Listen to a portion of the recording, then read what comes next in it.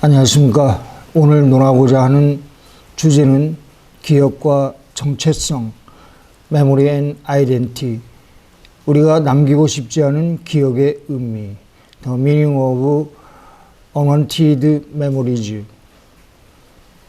잊고 싶은 기억들은 왜 쉽게 사라지지 않을까요? 그리고 이를 받아들이고 살아가는 현명한 방법은 또한 무엇일까요?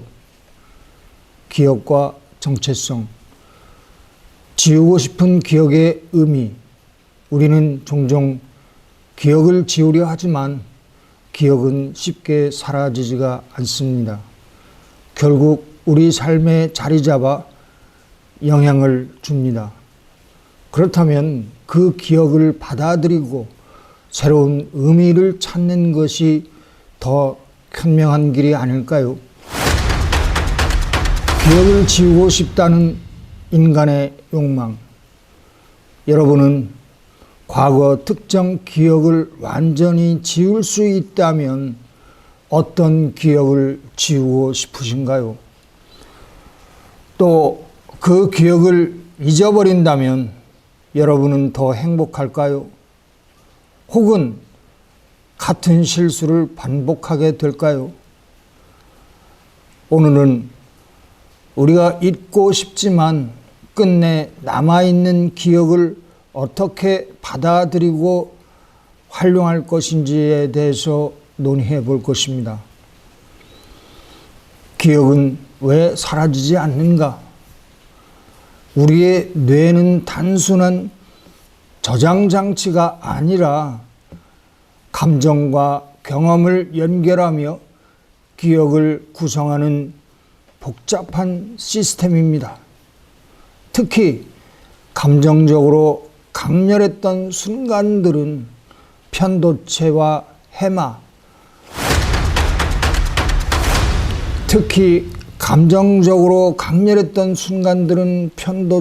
해마가 강하게 작용하면서 더 오랜 기간 유지되는 경향이 있습니다.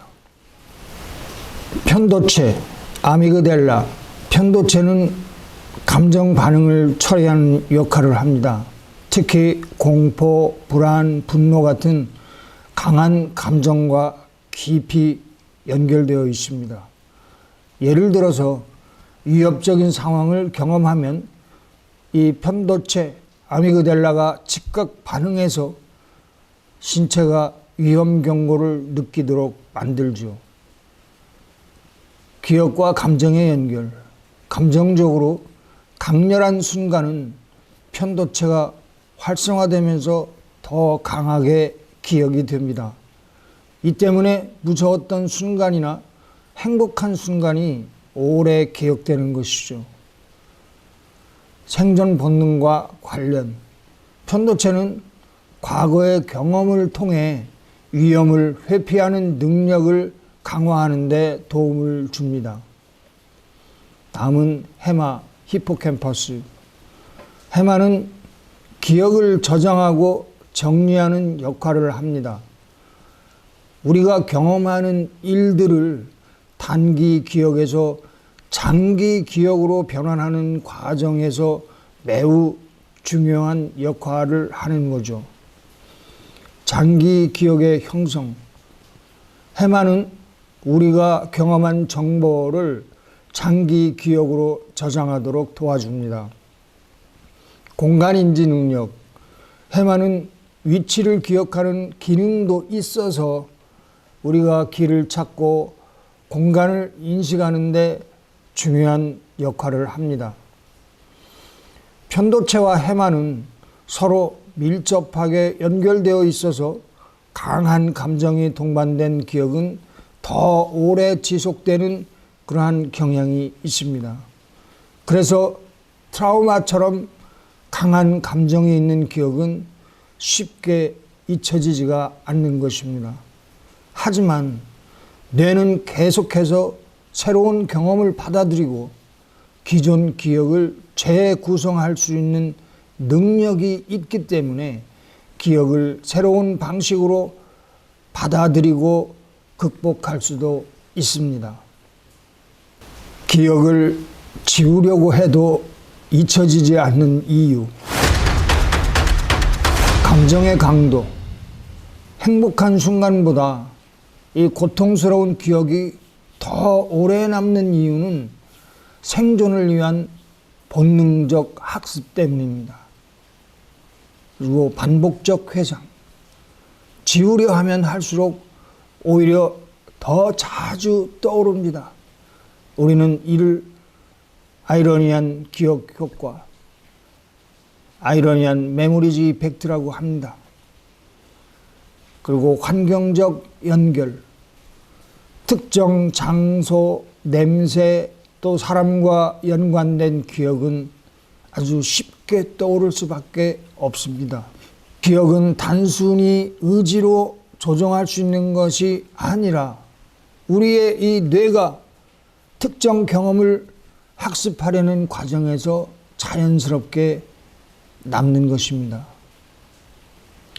다음 세 번째, 기억을 지우려 하기보다 받아들이는 방법은 어떨까요?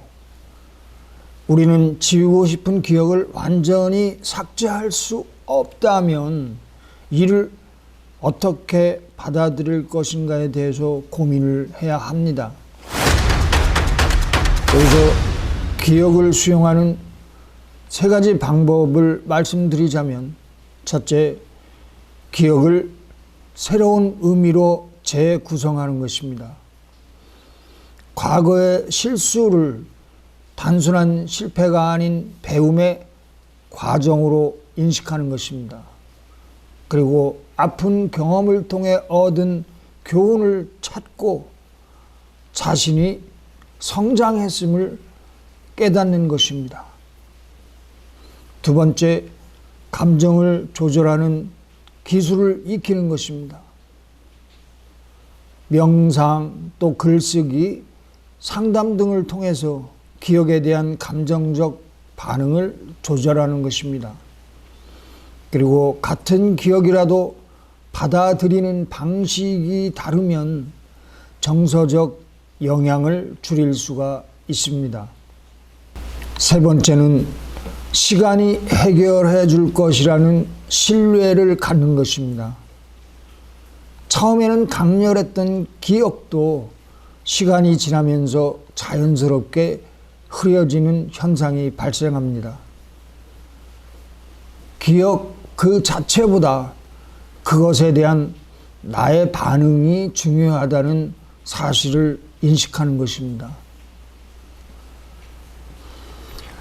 기억을 단순히 지우려 하기보다 이를 내 삶의 일부로 받아들이고 긍정적으로 활용하는 것이 더 현명할 수 있습니다. 기억을 단순히 지우려 하는 것보다 이를 내 삶의 일부로 받아들이고 긍정적으로 도구로 활용하는 것이 더 현명할 수 있습니다. 네 번째는 나쁜 기억을 만들지 않는 삶을 살 수 있을까요? 여기서 중요한 질문이 생깁니다.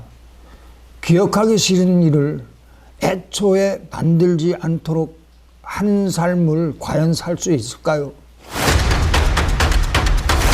여러분, 기억하기 싫은 일을 피하기 위한 세 가지 원칙이 있습니다. 그 원칙이 무엇이냐? 첫째는 선택의 순간마다 더 깊이 고민하는 것입니다. 순간적인 판단보다 장기적인 영향을 고려해야 한다는 것입니다. 또한 지금 현재 하는 이 결정이 5년 후에도 후회할 일인가? 라고 스스로에게 질문을 던질 줄 알아야 한다는 것입니다. 두 번째, 타인을 고려하는 행동입니다. 우리가 무심코 했던 행동이 누군가에게는 깊은 상처가 될 수 있다는 것을 알아야 합니다. 말 한마디, 행동 하나가 오래 남을 기억이 될 수 있음을 항상 염두에 둬야 한다는 것입니다. 세 번째는 실수를 두려워하지 않고 성장의 기회로 삼는 것입니다. 실수를 통해 배우고 이를 다음 선택에 적용하는 것이 중요하다는 것입니다. 실수는 피하는 것이 아니라 실수를 통해서 더 나아지는 것이라는 관점을 가질 필요가 있다는 것입니다.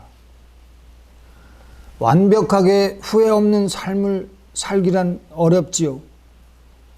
그러나 더 신중한 선택을 통해 기억하고 싶지 않은 경험을 최소화할 수 있는 것입니다.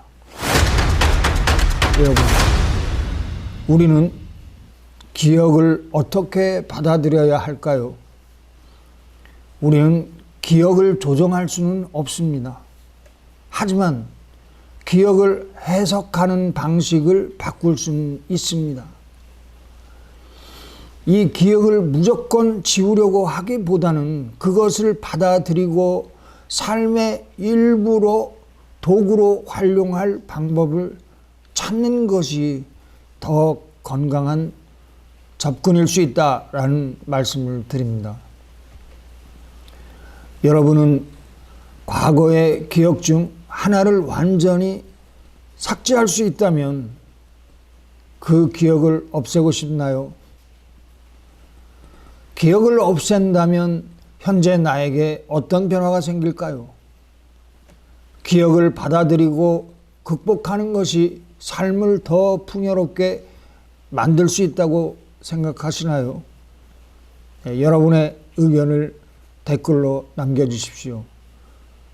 이상은 두현인사이트 두현이었습니다. 감사합니다.